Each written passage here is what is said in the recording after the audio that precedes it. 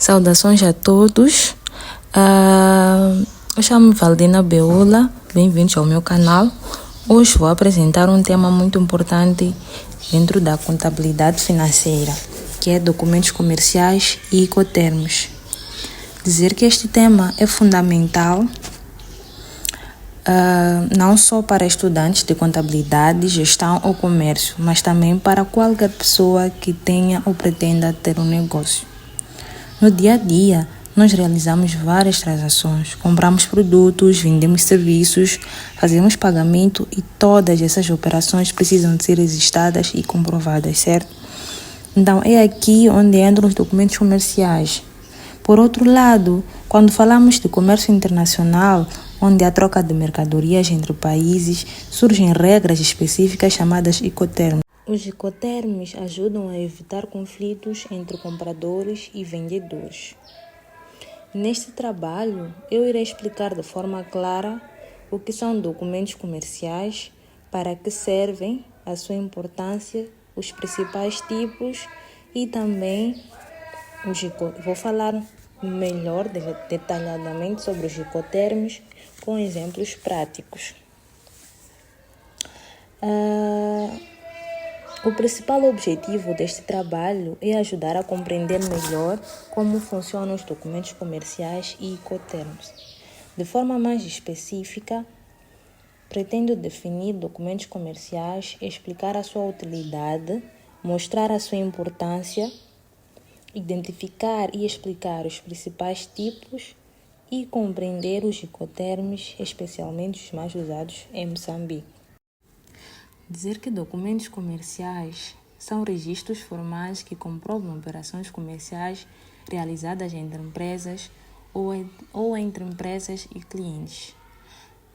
De forma mais simplificada, documentos comerciais são provas escritas de que uma transação aconteceu.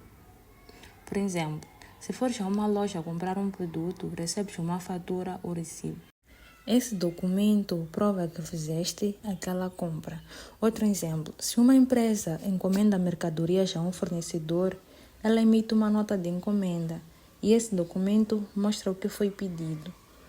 Dizer que documentos comerciais são importantes porque eles permitem controlar as atividades da empresa, servem de base para a contabilidade e têm valor legal. Ou seja, os documentos comerciais para uma empresa cria mais organização e provas nas suas operações, ou seja, nas operações que as empresas vão fazendo. Utilidade dos documentos comerciais.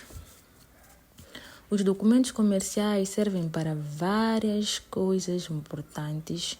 Primeiro, dizer que os documentos comerciais servem para comprovar transações.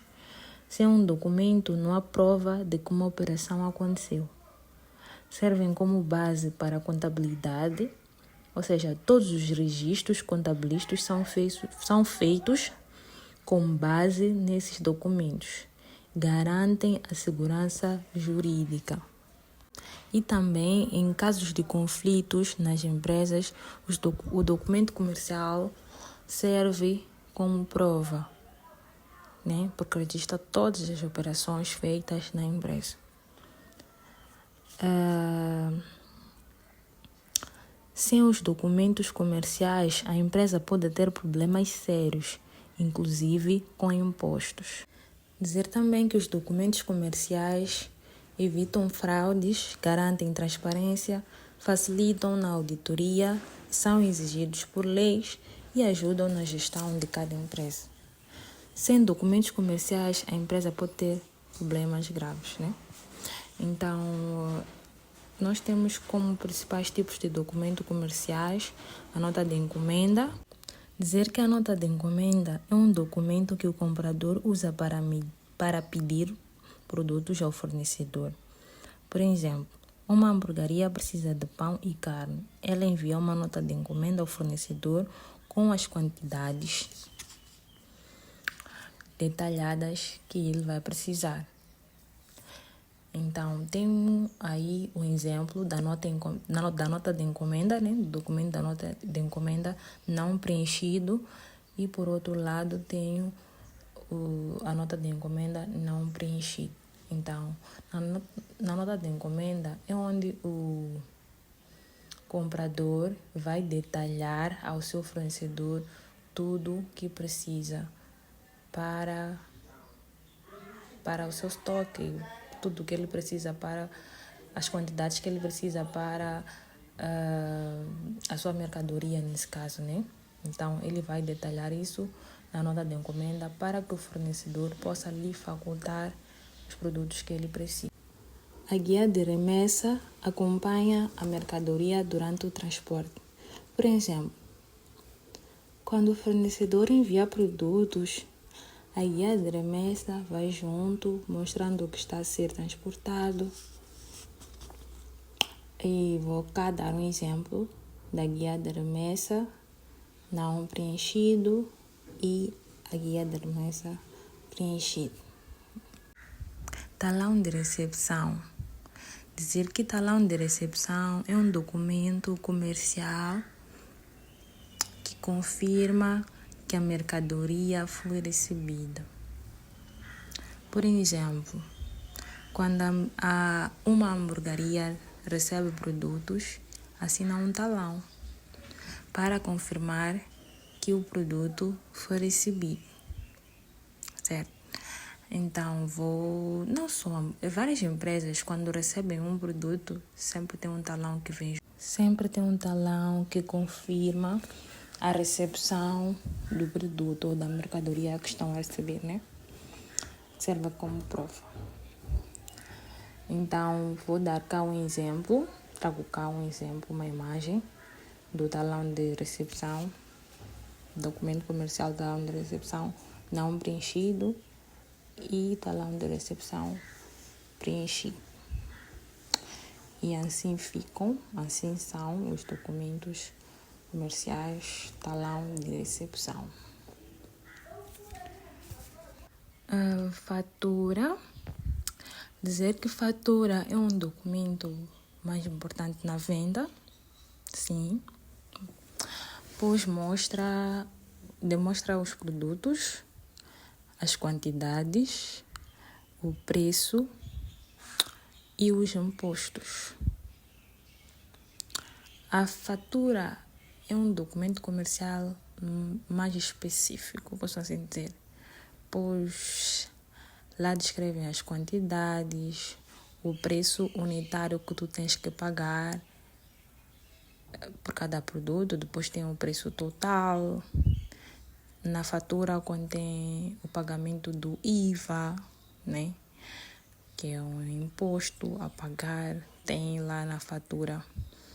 Isso contém na fatura. Então, vou mostrar cá um exemplo da fatura não preenchida.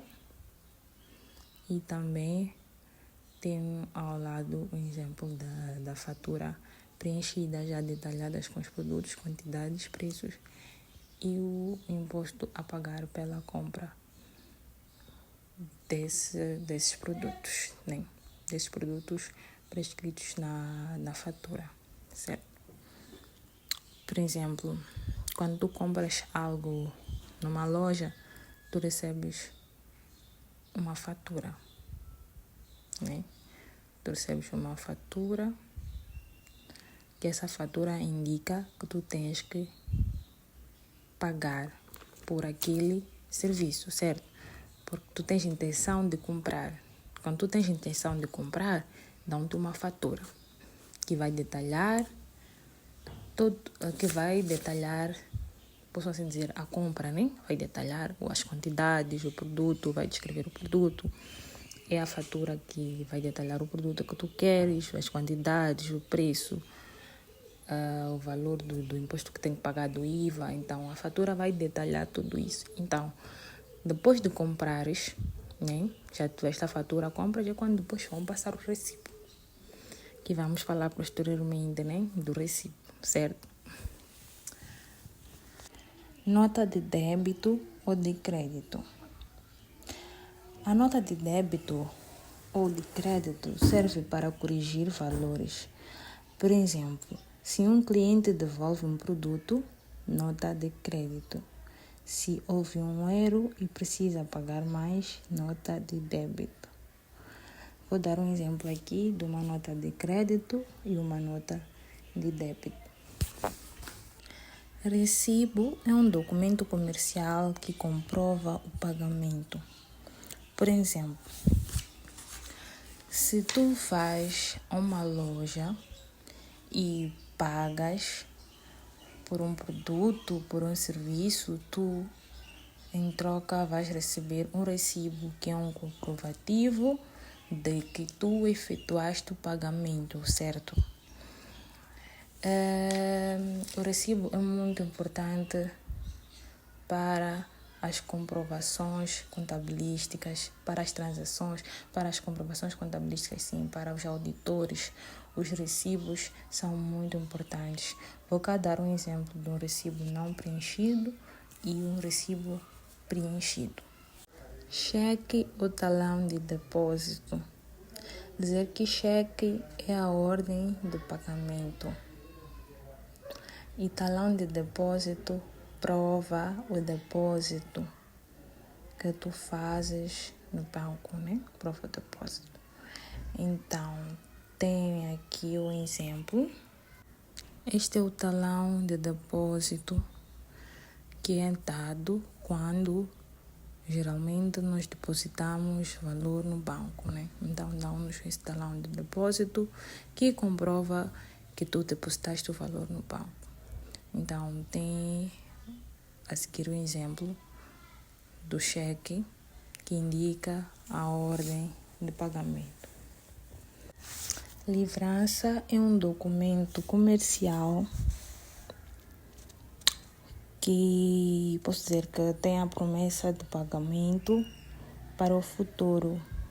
Por exemplo, livrança indica que, por exemplo, tu levas uma mercadoria e consideras que vais pagar daqui a 30 dias. Então, a livrança indica um pagamento para o futuro.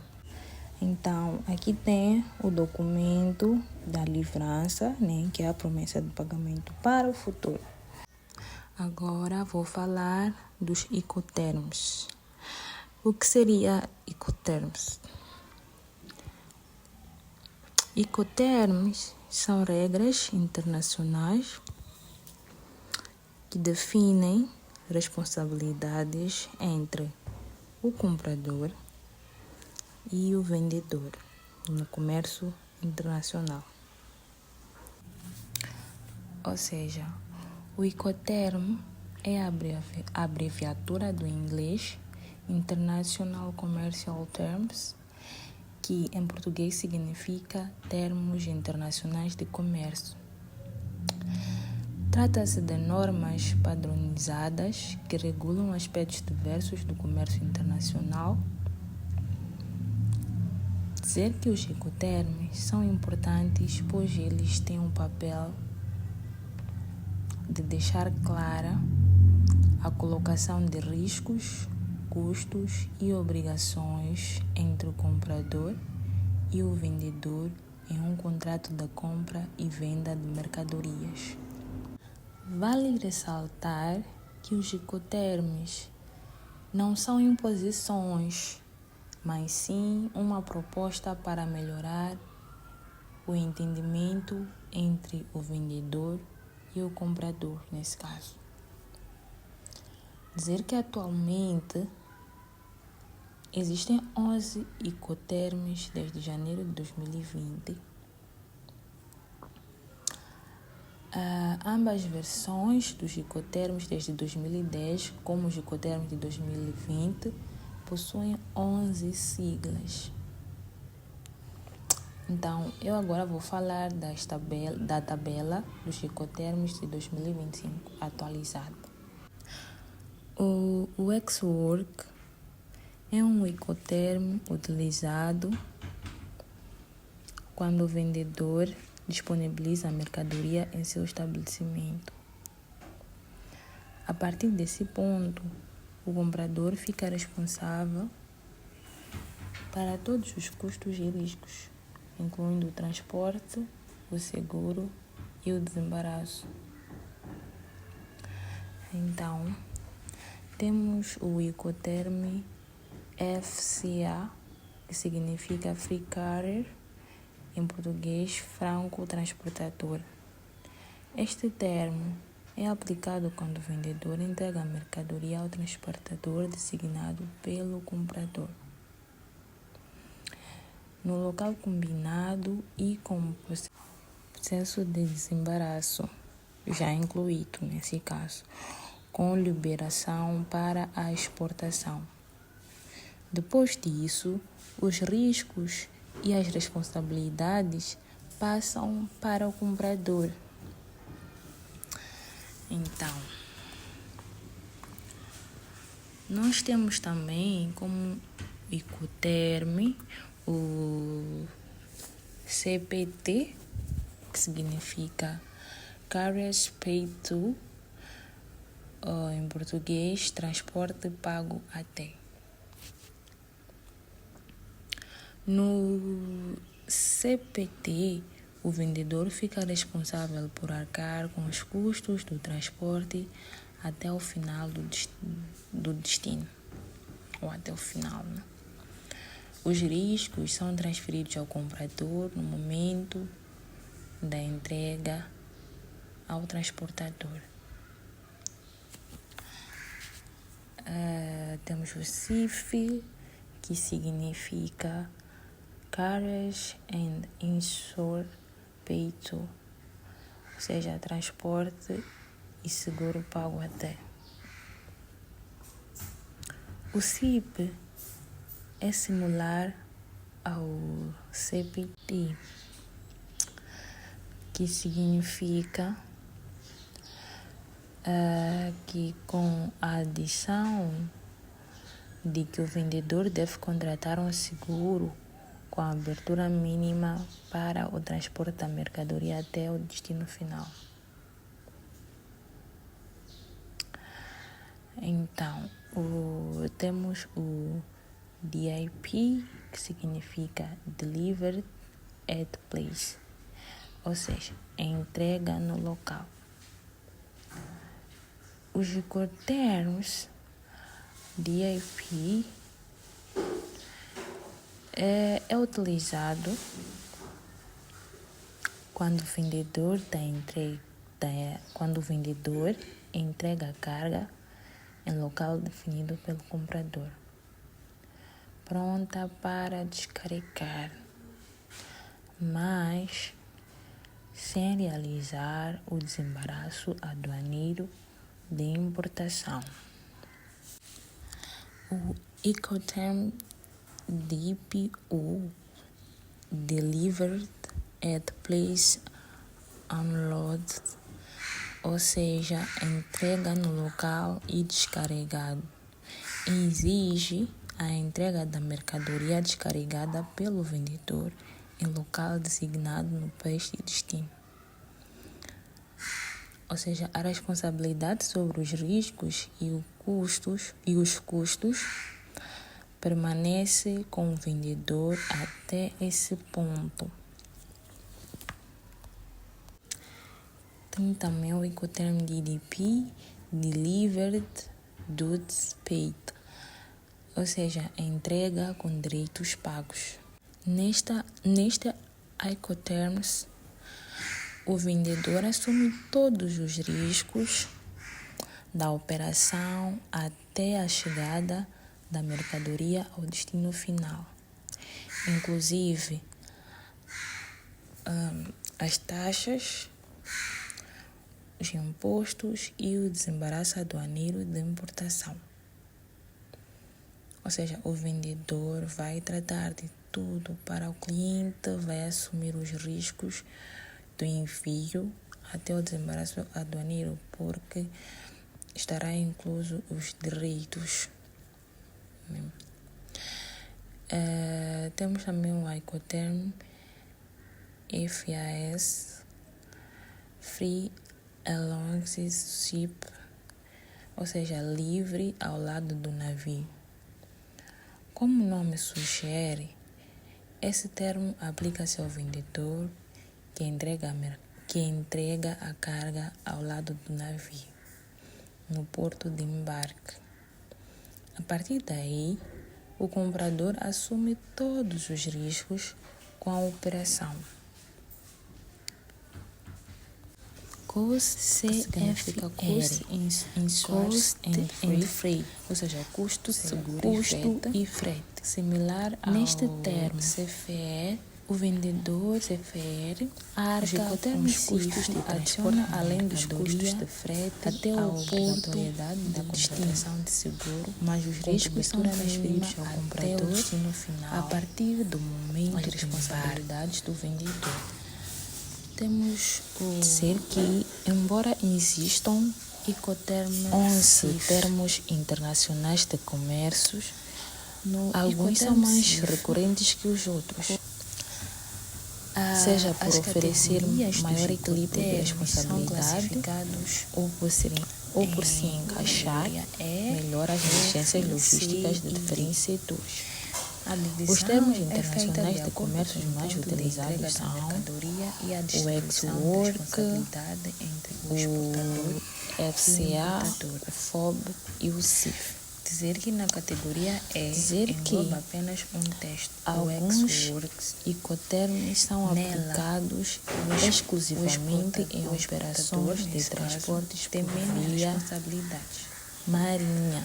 Então, com embarques por navio em terminais marítimos, nesse caso, a mercadoria que são local, fábrica ou armazém, por exemplo, CFR, enquanto o comprador é responsável FEAS, todo o transporte, custos e riscos a partir desse ponto. Normalmente, como a maior parte da responsabilidade da mercadoria para o importador a bordo, o termo ex-work é mais indicado quando o comprador prefere ter controle total da operação ou deseja contratar diretamente os serviços logísticos. Além disso, ajudam também a manter a clareza sobre as responsabilidades das partes quanto ao carregamento, frete e seguro da carga, reduzindo os riscos e garantindo mais previsibilidade na operação logística.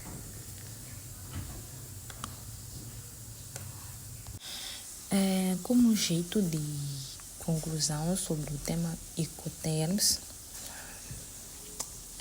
dizer que para usar ou aplicar com eficiência os Incoterms se deve conhecer e entender os termos internacionais de comércio para mitigar riscos, evitar custos inesperados e assegurar uma operação mais eficiente, mais transparente e mais segura.